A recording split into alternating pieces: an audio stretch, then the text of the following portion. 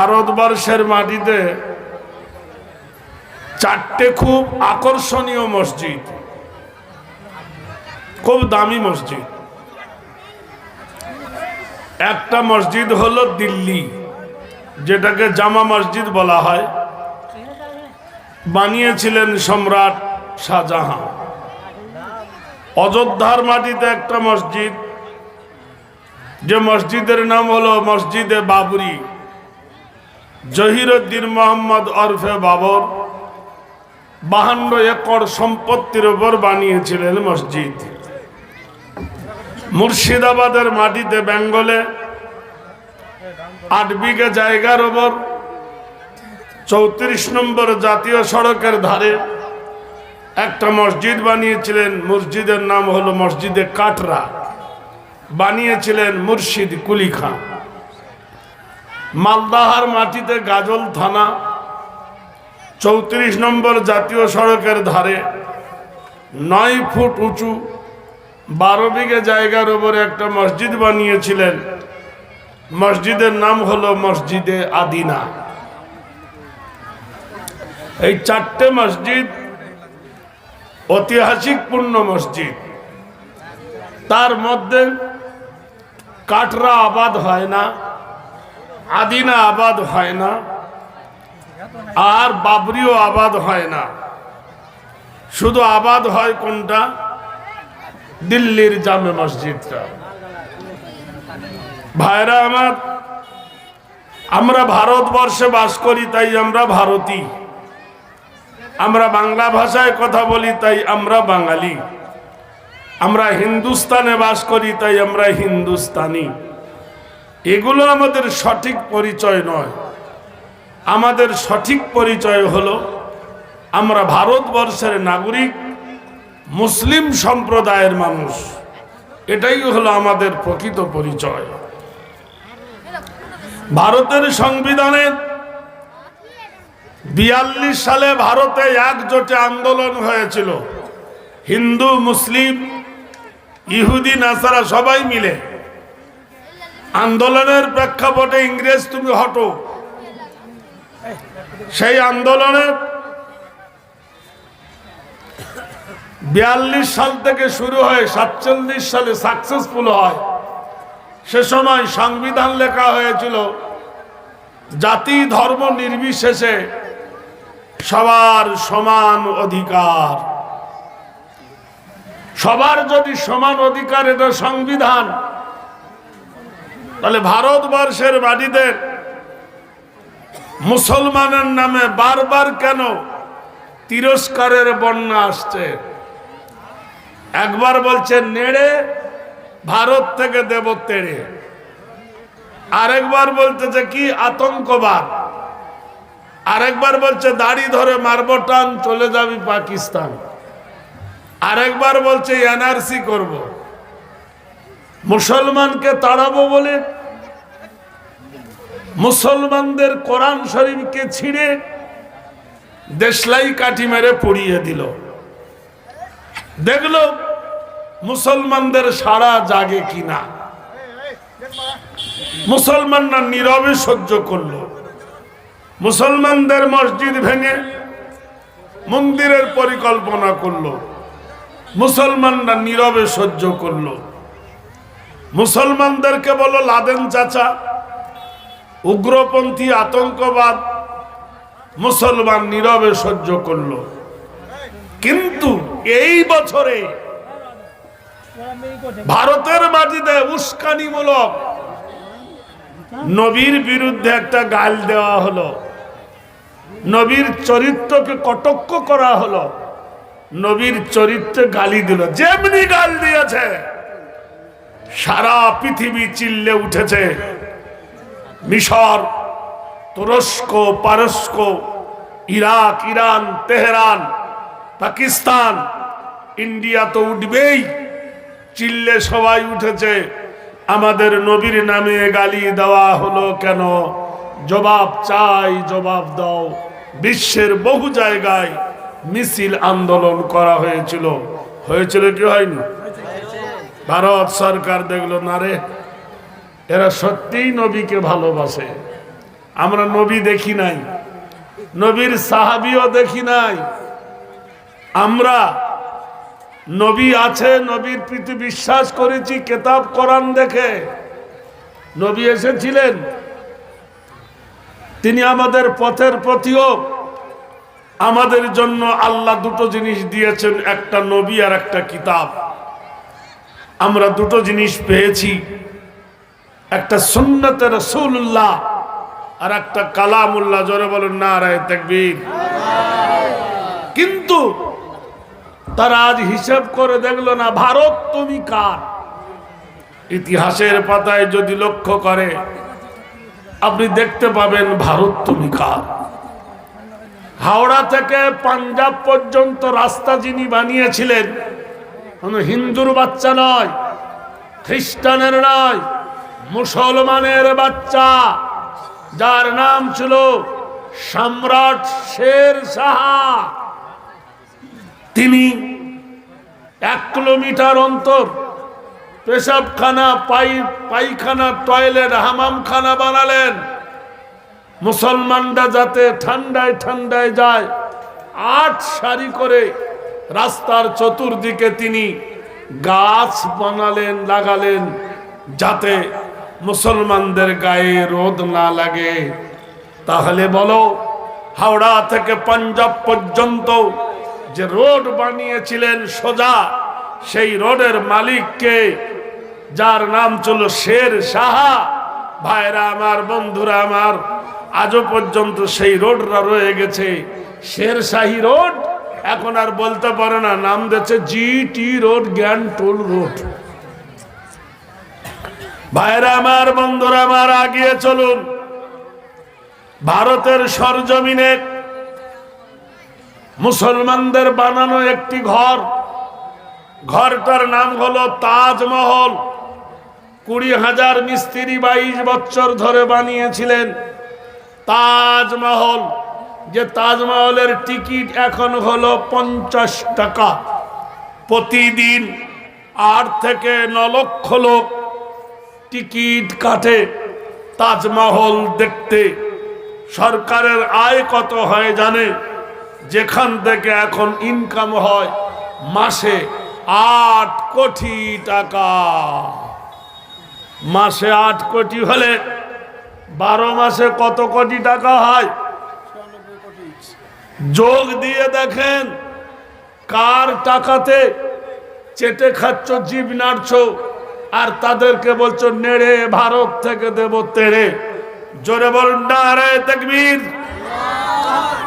আর একটু আগিয়ে যান, ভারতের সম্রাট শাহজাহান একটা ঘর বানিয়েছিলেন, তার নাম হলো লাল কেল্লা বা লাল কেলা। লাল কেল্লার টিকিট এখন 40 টাকা প্রতি মাসে। সেখান থেকে ইনকাম হয় 3 কোটি টাকা। তাহলে 3 কোটি টাকা মাসে ইনকাম হলে বছরে কত কোটি হয়? 3 বারং 36 কোটি টাকা। আগিয়ে চলুন, আরেকটা ঘর আগ্রাতে, তার নাম হলো, সবাই জানেন, আকবর কেলা। এখান থেকে ইনকাম হয় মাসে 2 কোটি টাকা। তারপর ফতেপুর, হুমায়ুনের বাজার প্রাসাদ, ফতেপুর সিকি, এখান থেকে তৈরি হয় 2 কোটি টাকা। দিল্লির মধ্যে একটা মিনার আছে, মিনারের নাম হলো কুতুব মিনার। কুতুবউদ্দিন বখতিয়ার খিজলি বানিয়েছিলেন। এখান থেকে আসে 3 কোটি টাকা। তাহলে ভারত এই টাকাগুলো মুসলমানদের ফান্ড থেকে ভারতের অর্থ তহবিলে ঢোকে, ভারতের বস্তার ভিতরে ঢোকে, ব্যাংক ট্রান্সপোর্টে ঢোকে। এদের টাকা নিয়ে আজ ভারতের কারুকার্য চলছে। দেখাও তোমাদের এমন কি আছে ভারতবর্ষের মাটিতে যা দিয়ে কোটি টাকা তোমাদের তহবিলের মধ্যে ঢোকে। একটাও প্রমাণ করতে পারবে না, একটাও দেখাতেও পারবে না। যোগী নাম শান্তি দেব, কৃতিতং কল্যাণ সর্বনাম, কৃতিত কল্যাণ বয় ওং শান্তি নাম যুগে যুগে। লক্ষ্য করে দেখো, ভারতের আনাচে কানাচে, ভারতের মাটিতে ধর্ম ধাবে ধর্ম ধষ্টিতা, ধর্ম প্রতিষ্ঠিত কল্যাণ বয়।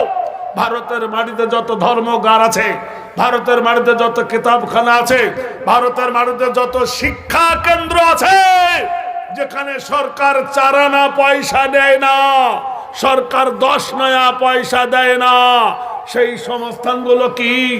আল্লাহর নবীর জীবন চরিত্র যেখানে শেখানো হয়, সেই প্রতিষ্ঠানের নাম হলো মাদ্রাসা। একবার জোরে আল্লাহ আকবার বলবেন না? মাদ্রাসায় সরকার টাকা দেয় দাদা? দেয়? জনগণ চালায়। তাই বলে ভারতবর্ষের মাটি দেখ, এই দামি দামি প্রতিষ্ঠানগুলো লক্ষ লক্ষ ছেলে লিল্লাহিয়াতে খায়, তাদের বেতনও লাগে না, পয়সাও লাগে না, তাদের বাবা মা হয়তো গরিব, এই প্রতিষ্ঠানগুলো জনগণে চালায়।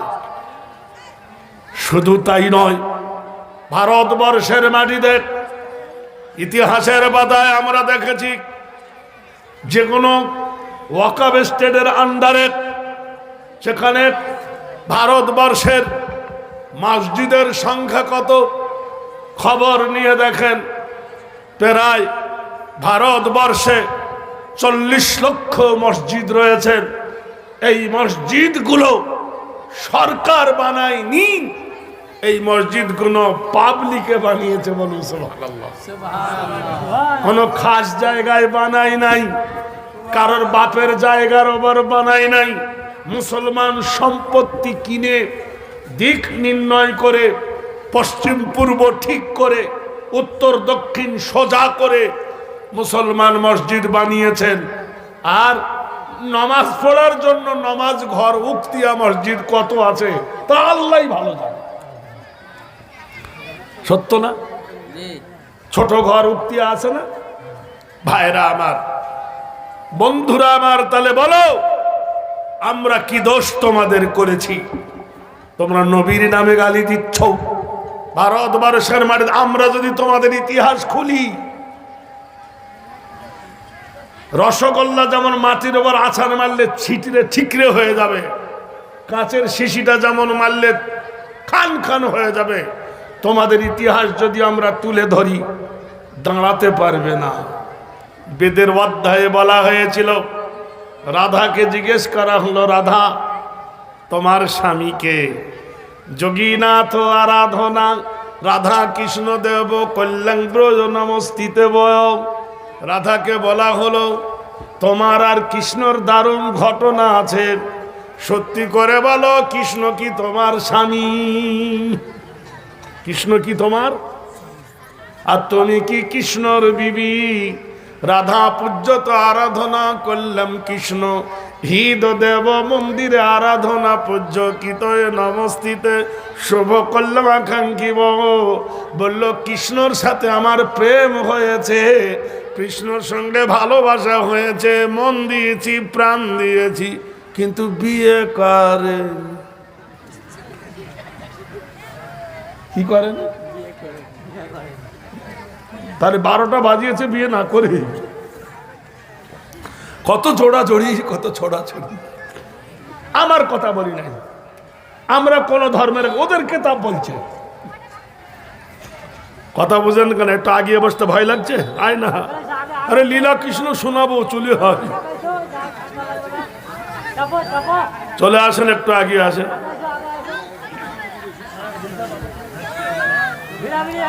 হায় রে মুসলমান, এখানে যত লোক বসেছে তার থেকে বাজারে লোক বেশি। মিলে মিলে বসো, ও থাকবে। সবাই তো জলসা শুনতে আসেনি, কুটুম বাড়ি খেতে এসেছে। কুটুম বাড়ি খেতে এসছে, হাঁড়ি নষ্ট করতে এসছে। দাঁড়িয়ে ওরা থাকবে। আসো ভাইরা আমার, বন্ধুরা আমার, জিজ্ঞেস করা হলো, আচ্ছা যে নবীর নামে গালি দিচ্ছে নবীর 11টা পর্যন্ত বিবি হয়েছিল। তিনি যৌবনে পদার্পণ করে চরিতার্থ মোহাম্মদ স্মৃতি নাম আরাধনা কল্লা খাদিজা পূজ্যতি দেব অল্লং শ্রেষ্ঠং জ্যেষ্ঠং পরমনাং আব্দুল্লাহ ওয়াল মতালং। খাদিজা নিজেই প্রস্তাব দিয়েছিল তার দাসীকে দিয়ে, এই নবীকে গিয়ে বলো 25 বছর বয়স হয়েছে, নবী বিয়ে করে না কেন? নবী যদি আমাকে বিয়ে করে প্রাণ ঢালা মহব্বত নবীর কদম তলে দিয়ে আমি জীবনকে চরিতার্থ করব। 25 বছর বয়সে নবী করিম সাল্লাল্লাহু আলাইহি সাল্লাম অর্থলোভী ছিলেন না। অনেকেই মনে করবে খাদিজার ধনরাশির জন্য খাদিজাকে নবী বিয়ে করেছিলেন না। নবী বলেছিলেন, খাদিজা আমাকে যদি পেতে চাও তোমার 10,000 বিঘে খেজুরের বাগান দান করে দিতে হবে, তোমার যত উট গাধা দুম্বা ভেড়া আল্লাহর রাস্তায় খয়রাত করে দিতে হবে। কেউ যেন আগামীতে না বলতে পারে যে অর্থের লোভে খাদিজাকে আল্লাহর নবী বিয়ে করেছিলেন। 25 বছর বয়সে বিধবা নারী খাদিজাকে প্রেম সোহাগের আদর দিয়ে আল্লাহর নবী সাল্লাল্লাহু আলাইহি সাল্লামের যত সন্তান ছেলে মেয়ে হয়েছিল খাদিজাতুল কুবরার পেট দিয়ে শুধু একটা বাঁদি মারিয়া কিপ্তিয়া তার পেট দিয়ে একটা ছেলে হয়েছিল, বাদ বাকি খাদিজার পেট দিয়ে আল্লাহ সন্তান ছেলে দান করেছিলেন। বিশ্বনবী যতদিন খাদিজা বেঁচে ছিলেন তিনি আর দ্বিতীয় বিয়ে তিনি করেননি। তেনার খাদিজা ইন্তেকাল যখন হয় তখন আল্লাহর নবীর বয়স 52 পড়ে গেছে। আপনারা বলুন, এই দুনিয়ার ধাত্রীর বয়সে 52 বছর যার বয়স হয়ে যায় তার যৌবন শক্তি বাড়ে না কমে? এই জোরে বলুন না আপনারা। তাহলে বাধ্যকতা আছে। তাহলে সেই বয়সে বিয়ে করেছিলেন কেন? সেই ইতিহাস আজ পর্যন্ত দেখলে না খুলে। ভারতবর্ষের মাটিতে বড় বড় জ্ঞানীরা তারাই খুলে বলে গেছেন, চরিতার্থ মোহাম্মদ ইল্লা হরফকিম সর্বনাম গরিয়সী চরিতার্থ বয় হং শান্তিদেব মোহাম্মদ পদচুত্তং নম। চরিত্রবান যদি হতে চাও, পবিত্রবান যদি হতে চাও, আল্লাহর পিয়ারা যদি হতে চাও, 1 নম্বর মানুষ যদি হতে চাও, মুহাম্মাদের চরিত্র ধরো। মুহাম্মাদের চরিত্রের উপরে বিশ্বের কোন মানুষের চরিত্র নাই। বলুন সুবহানাল্লাহ। ভাইরা আমার, বন্ধুরা আমার, দোস্তরা আমার, সেই নবীর নামে গালি দিচ্ছ। আমরা তো তোমাদের কথা বলিনি। একটা মেয়ের যদি 5টা স্বামী হয়, সে মেয়েটা কত বড় সতী। তার নাম হলো দ্রৌপদী। কি নাম? দ্রৌপদী। 5টা স্বামীর ঘর, একটা মেয়েই ঘর। চিন্তা করে দেখো, কার পটাকে কোন ছেলে হবে খুঁজে পাওয়া যাবে না। বড় ভাই বলবে ছোট ভাইয়ের, ছোট ভাই বলবে মেজো ভাইয়ের। কথা বোঝেন? কই আমরা তো তোমাদের জন্য বিকৃতি করি না। যে নবী বলে তোমরা দাবি করছো হরে কৃষ্ণ হরে কৃষ্ণ, সেই নবী রাধাকে বিয়ে করেনি, ওর নিজের মামি।